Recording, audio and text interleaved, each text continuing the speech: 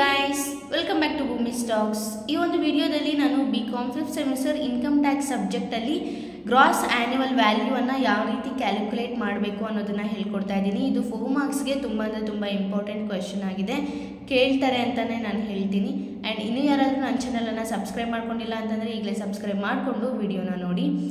ಈ ಒಂದು ವಿಡಿಯೋದಲ್ಲಿ ಗ್ರಾಸ್ ಆನ್ಯುವಲ್ ವ್ಯಾಲ್ಯೂ ಅನ್ನು ಯಾವ ರೀತಿ ಕಂಡುಹಿಡಿಯೋದು ಅಂತ ನೋಡ್ಕೊಳ್ಳೋಣ. ಗ್ರಾಸ್ ಆನ್ಯುವಲ್ ವ್ಯಾಲ್ಯೂ ಅದಾದಮೇಲೆ ನಾವು ಮುನ್ಸಿಪಲ್ ಟ್ಯಾಕ್ಸನ್ನು ಯಾವ ರೀತಿ ಮೈನಸ್ ಮಾಡಬೇಕು ಆ್ಯಂಡ್ ಸ್ಟ್ಯಾಂಡರ್ಡ್ ಡಿಡಕ್ಷನ್ಸ್ ಎಲ್ಲ ಇನ್ನೂ ಒಂದು 4-5 ಥರ ಪ್ರಾಬ್ಲಮ್ಸ್ ಬಂದು ಈ ಒಂದು ಚಾಪ್ಟರಲ್ಲಿದೆ. ಅದನ್ನು ನಾನು ವಿಡಿಯೋ ಮಾಡಿ ಹಾಕ್ತೀನಿ. ಆ್ಯಂಡ್ ಫಸ್ಟ್ ಇವಾಗ ಗ್ರಾಸ್ ಆ್ಯನ್ಯುವಲ್ ವ್ಯಾಲ್ಯೂ ಸಿಂಪಲ್ ಆಗಿ ಹೇಗೆ ತಿಳ್ಕೊಳ್ಳೋದು ಅಂತ ನಾವು ನೋಡೋಣ. Calculate gross annual value of mister X resident from the particulars given below. FRV ಅಂತಂದರೆ ಫೇರ್ ರೆಂಟಲ್ ವ್ಯಾಲ್ಯೂ. ಎಲ್ಲಾದರೂ ಬರೆದಿಟ್ಕೊಳ್ಳಿ, ಎಕ್ಸ್ಪ್ಯಾನ್ಷನ್ಸ್ಗೆ ಕೇಳ್ಬೋದು.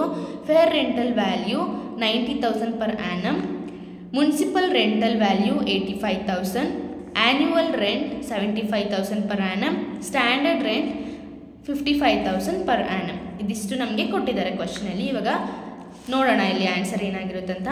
ಅಸೆಸ್ಸಿನ ನಾವು ಬರ್ಕೋಬೇಕು, ಪ್ರೀವಿಯಸ್ ಇಯರ್ ಆ್ಯಂಡ್ ಅಸೆಸ್ಸಿಂಗ್ ಇಯರ್ಸ್ನ ಬರ್ಕೋಬೇಕು. ಸ್ಟೇಟಸ್ ಬಂದು ರೆಸಿಡೆಂಟ್. ಇದು ಎಲ್ಲ ಪ್ರಾಬ್ಲಮ್ಸ್ಗೂ ನೀವು ಈ ಥರ ಬರೀಲೇಬೇಕು. ಇಫ್ ಇನ್ ಕೇಸ್ ನೀವು ಈ ಥರ ಬರ್ದಿಲ್ಲ ಅಂತಂದರೆ 1 ಮಾರ್ಕ್ ಕಟ್ ಮಾಡ್ತಾರೆ, ನೆನ್ಪಿಟ್ಕೊಳ್ಳಿ.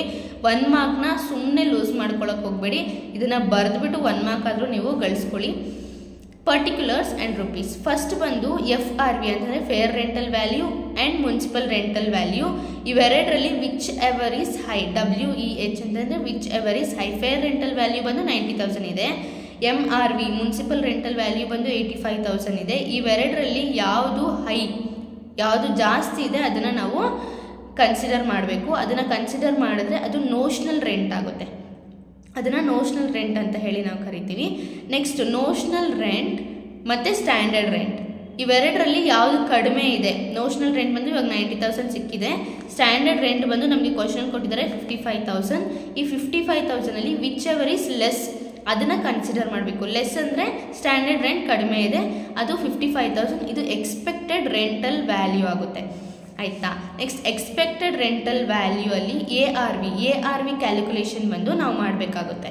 ಅದು ಹೆಂಗೆ ಮಾಡೋದು ಅಂತ ನಾವು ನೋಡೋಣ. ARV ಅನ್ನು ಕ್ಯಾಲ್ಕುಲೇಟ್ ಮಾಡೋದಕ್ಕೆ ಇದು formula: annual value minus unrealised rent minus cost of common facilities. Unrealised rent ಬಂದು ನಮಗೆ ಕ್ವಶನಲ್ಲಿ ಕೊಟ್ಟಿಲ್ಲ, ಬರೀ ಆ್ಯನ್ಯುವಲ್ ವ್ಯಾಲ್ಯೂ ಮಾತ್ರ ನಮಗೆ ಕ್ವಶನಲ್ಲಿ ಕೊಟ್ಟಿದ್ದಾರೆ.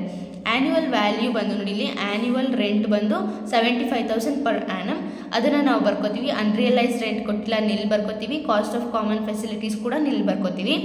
ಆ್ಯಂಡ್ 75,000 ಆನ್ಸರ್ ಆಗುತ್ತೆ. ARV ಬಂದು 75,000 ನಾವಿಲ್ಲಿ ಬರ್ಕೋತೀವಿ. ಇದರಲ್ಲಿ ವಿಚ್ ಎವರ್ ಈಸ್ ಹೈ ಅಂತಂದರೆ ಎಕ್ಸ್ಪೆಕ್ಟೆಡ್ ರೆಂಟಲ್ ವ್ಯಾಲ್ಯೂ ಮತ್ತು ಆ್ಯನ್ಯುವಲ್ ರೆಂಟಲ್ ವ್ಯಾಲ್ಯೂ ಇವೆರಡರಲ್ಲಿ ಯಾವುದು ಜಾಸ್ತಿ ಇದೆ ಅದನ್ನು ನಾವು GAV ಅಂತ ಕನ್ಸಿಡರ್ ಮಾಡ್ತೀವಿ. ಅಂತಂದರೆ ಗ್ರಾಸ್ ಆ್ಯನ್ಯುವಲ್ ವ್ಯಾಲ್ಯೂ ಅಂತ ಹೇಳಿ ನಾವು ಕನ್ಸಿಡರ್ ಮಾಡ್ತೀವಿ. ಅದು 75,000 ಆಗಿರುತ್ತೆ. ಇದು 4 ಮಾರ್ಕ್ಸ್ಗೆ ಕೇಳುವಂಥ ಕ್ವಶನ್ ಆಗಿದೆ. ಒಂದ್ಸಲಿ ಕಣ್ಣು ಆಡಿಸ್ಕೊಳ್ಳಿ. ಆ್ಯಂಡ್ ಇನ್ನೂ ಸ್ವಲ್ಪ ಕಾಂಪ್ಲಿಕೇಟೆಡ್ ಆಗಿರೋದನ್ನು ನಾನು ಹೇಳ್ಕೊಡ್ತೀನಿ. ಫಾರ್ಮೆಟ್ನ ಫಸ್ಟು ನಿಮಗೆ ಏನು ಅಂತ ಹೇಳ್ಕೊಟ್ಬಿಡ್ತೀನಿ. ನೆಕ್ಸ್ಟ್ ವಿಡಿಯೋದಲ್ಲಿ ಫಾರ್ಮೆಟ್ ಹೆಂಗಿರುತ್ತೆ ಅನ್ನೋದನ್ನು ಕ್ಲೀನಾಗಿ ನಾನು ಎಕ್ಸ್ಪ್ಲೈನ್ ಮಾಡಿಬಿಡ್ತೀನಿ. ಅದಾದಮೇಲೆ ಈ ಒಂದು ಚಾಪ್ಟರಿಂದ ಪ್ರಾಬ್ಲಮ್ಸ್ ಯಾವ ರೀತಿ ಬರ್ಬೋದು ಅನ್ನೋದನ್ನು ನಾವು ನೋಡೋಣ. Thank you so much for watching this video. If you like the video, please do like, comment, share and don't forget to subscribe my channel. Let's meet in our next video. Until then, bye bye.